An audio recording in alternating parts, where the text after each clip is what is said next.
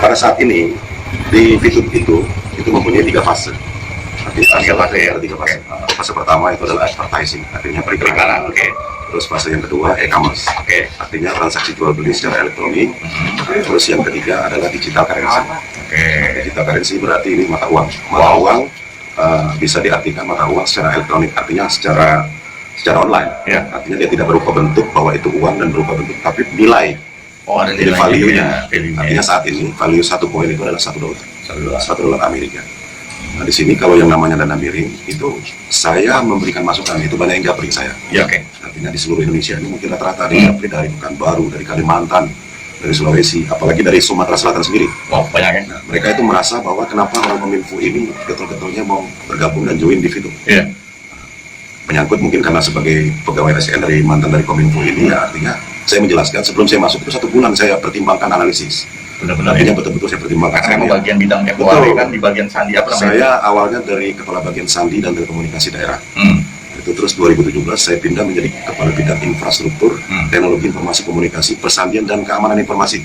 Artinya memang kerjaan saya sudah memang membidangi. Artinya kalau awalnya saya selama sebulan saya cari tahu dan analisis, kalau ini abal-abal yang tidak punya izin dan ilegal, makanya dari awal saya tidak akan masuk. Tidak mau ikut campur, karena itu tadi mereka pernah bilang di vlog pertama kemarin hari ini, menyatakan bahwa awalnya Pak Irham itu mungkin ikut-ikut aja, pengen populer atau pengen viral. Saya nggak mau viral. Saya punya channel YouTube tapi saya tidak pakai. Artinya kenapa? Silakan para YouTuber untuk menggunakan saya cuma akan memberikan masukan. Kalau yang miring, kita ibaratkan contoh aja, salah satu bisnis yang namanya dalam jangka waktu kurun waktu 6 bulan sampai 8 bulan sudah mencapai hampir 13 juta pengguna, itu saya kira mungkin sesuatu yang booming. Karena sesuatu yang booming. Artinya booming itu mereka kalau seandainya sudah tahu bahwa dari awal ini ilegal, tidak akan nambah. Tidak akan nambah pengguna. Paling mentok ratusan ribu. Kita ya kan yang lama-lama lah, yang apa istilahnya tuh bisnis-bisnis yang lama yang kita tahu 1 tahun mungkin cuma 1 juta. Tahun kedua 2 juta. Mungkin sekarang sudah mencapai 35 juta, tapi lama. 7 tahun. Ini diperkirakan kalau prediksi.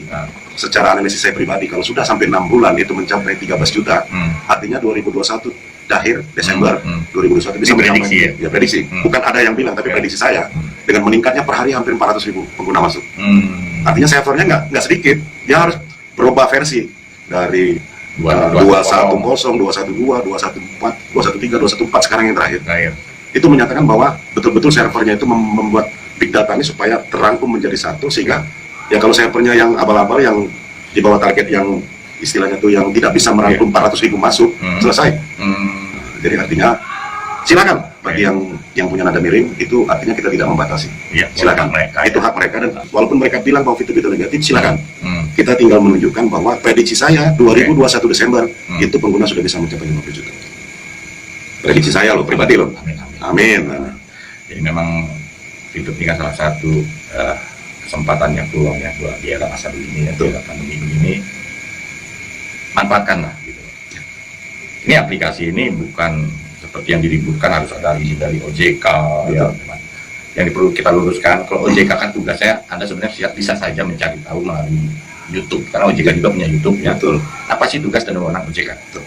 Kalau secara garis besar yang saya tangkap, kebetulan saya juga dari institusi perbankan ya, juga saya mantan Bank Danamon. Disebutin lagi. PT Bank Danamon mantan. Nah, juga saya juga berbisnis di bidang asuransi juga. Jadi semua institusi yang sifatnya menghimpun dana masyarakat, ya, menghimpun dana masyarakat dan mencairkan lagi dananya, itu harus diawasi oleh OJK. Itu seperti asuransi, perbankan, fintech, ya, koperasi, itu yang semua sifatnya menghimpun dana itu yang harus diizin dan terdaftar diawasi oleh OJK. Kalau masalah aplikasi VTube ini tidak menghimpun dana masyarakat, dia memberikan gratis. Ya. Jadi bisnis gratis saja orang masih mikir-mikir. Nanti bisnis yang ada uangnya mau. Itu perlu dijelaskan. Tapi masalah regulasi. Sekarang kenapa di banned perizinan di Kominfo-nya ya? Nah, ini yang harus diketahui oleh para VTubers juga, Anda yang mungkin sedang menonton video saya saat ini. Anda bisa Jadi maksud di banned di situ, sekarang ini yang diblok oleh Kominfo itu bukan izinnya, tapi websitenya, karena akan memperbarui dengan lisensi GR80. Silakan buka Google aja. Pasti jelas, lisensi GR80 itu menambah perizinan yang tadinya dari advertising menjadi e-commerce. Artinya setelah e-commerce nanti waktu digital currency itu nanti akan ditemukan. Jadi prinsipnya satu, saya punya prinsip satu aja. Seluruh VTuber tenang-tenang, tidak terpengaruh kanan kiri. Selagi masih bisa install VTube itu di Play Store, bisa registrasi, bisa menjalankan misi dan bisa transaksi di exchange counter, maka sampai saat ini Kementerian Kominfo Indonesia insya Allah tidak memblokir dan tidak memblokir artinya itu yang saya maksudkan.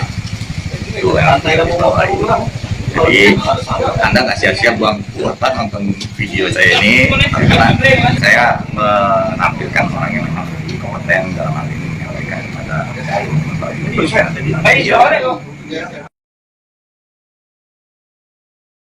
Banyak pengaduan masyarakat yang menyatakan bahwa VTube itu ilegal. Artinya masyarakat itu merasa bahwa mungkin karena tingkat viralnya, boomingnya VTube, maka kita nggak ngerti ya, yang namanya orang viral dan populer itu pasti banyak hambatan. Dan mereka mengadukan pengaduan ke OJK bahwa VTube itu bodong dan ilegal dan menipu. Nah, jadi artinya mereka tidak mengetahui karena mereka tidak join di VTube.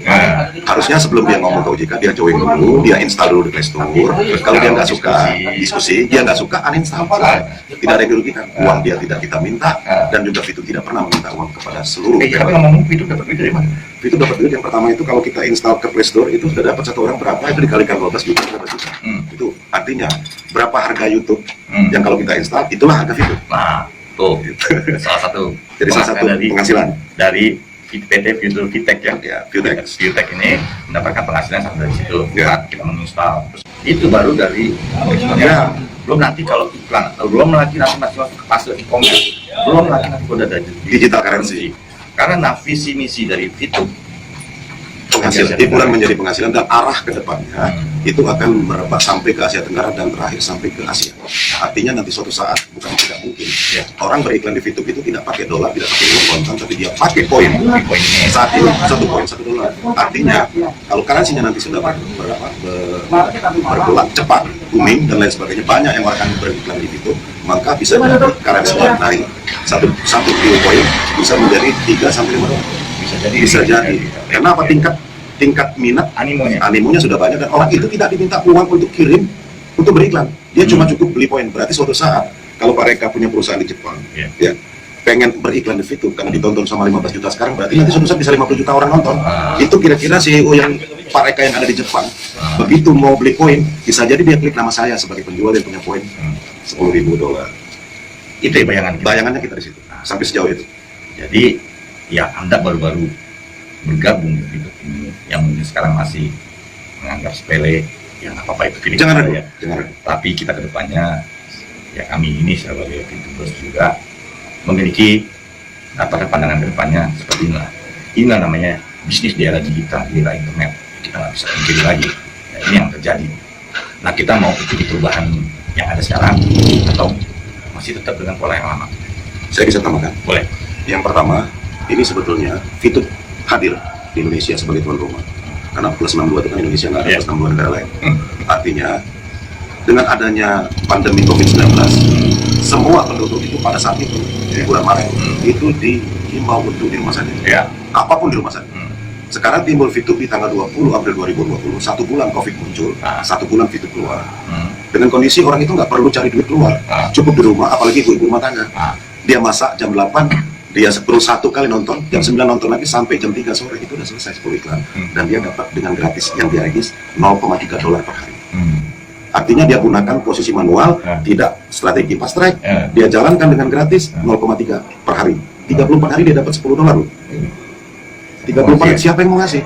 Ya mohon maaf kalau seandainya kita ada bisnis yang seperti ini yang lain. Saya terus terang dari awal kalau yang namanya bisnis, kalau registrasi pakai uang itu saya tolak duluan. Tolak. Kenapa? Pasti nggak beres. Oh iya, ini yang saya pertanyakan juga nih. Kenapa kita harus ada KTP? Oh iya. Jadi saya tanya juga balik. Kenapa sekarang SIM card itu harus menggunakan KK dan KTP? Artinya SIM card itu kan harus menggunakan KK dan KTP. Artinya sama.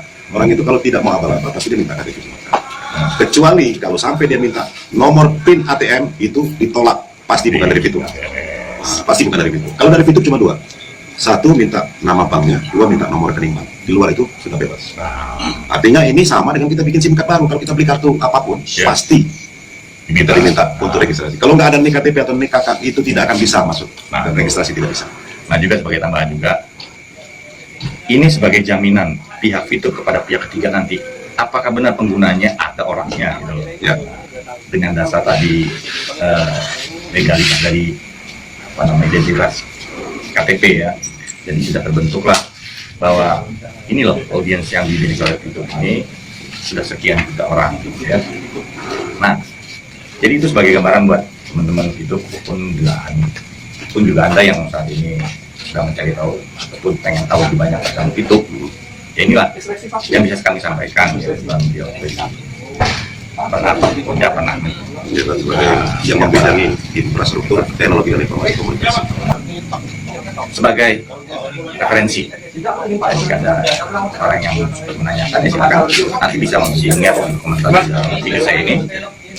Nah, seperti yang kita tahu juga, foundernya Jack Gue ini kan, Jack Gue ini CEO orang Malaysia ya. Orang Malaysia. Kenapa kamu di Malaysia? Malaysia mayoritas penduduknya cuma berapa juga? Indonesia kan 200. Itu nggak semua. Kalau sekarang 260, 6 bulan sudah bisa mencapai 13 juta. Jadi karena pasar market share-nya lebih gede di Indonesia, makanya Jack Gue mungkin memilih membangun bisnisnya di Indonesia. Jangankan Jack Gue, orang-orang Korea juga banyak yang belajar bahasa Indonesia, supaya banyak viewersnya bertonton YouTube tuh. Ya. Jadi banyak orang-orang di luar melihat, ya satu, mereka belajar bahasa Indonesia, ya kenapa? Diprediksi ini Indonesia ini menjadi negara raksasa juga nih, internet ini, ya, penggunanya Sudah luar biasa. Jadi manfaatkan sekarang ini buat teman-teman yang belum paham atau pernah dikenalkan tentang Fitur, segera hubungi orang yang mengenalkan Fitur ini. Sponsor. Nah, sponsor. Atau Anda bisa bergabung dengan Akhirham Jaya. Boleh disebutin nomornya? Nomor HP, Nomor referral. nomor referral 3356101. Nah, 33 56 56 101. 101. Kemudian nama saya. Jadi itu aja buat teman-teman YouTuber ya, yang udah nonton video saya ini. Semoga video yang saya buat kali ini bersama Akhirham bisa bermanfaat. Amin. Salam sukses buat para VTuber Indonesia. Bravo, VTuber Indonesia. Go Diamond. Bye. Bye.